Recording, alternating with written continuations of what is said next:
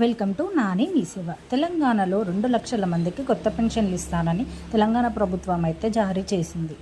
ఈ పింఛన్లకు అర్హులెవరు, ఎక్కడ అప్లై చేయాలి, ఫామ్స్ ఎవరికి ఇవ్వాలి, అప్లికేషన్ ఫారం ఎక్కడ దొరుకుతుంది, ఏ డాక్యుమెంట్స్ అవసరం అనేటి ఈ వీడియోలో చూడండి.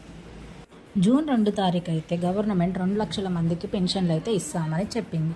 దీనికి అర్హులు ఎవరంటే గీతా కార్మికులను, చేనేత కార్మికులు అయితే 51 ఏండ్లు ఉండాలి. మిగతా వాళ్ళైతే వృద్ధాప్య పింఛన్ అయితే 57 ఏండ్లు ఉండాలి.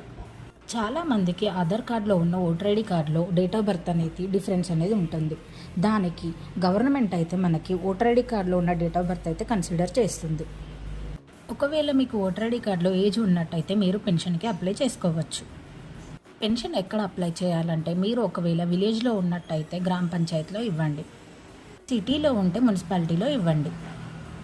దీనికి కావాల్సిన ఫామ్స్ ఏంటంటే ఆధార్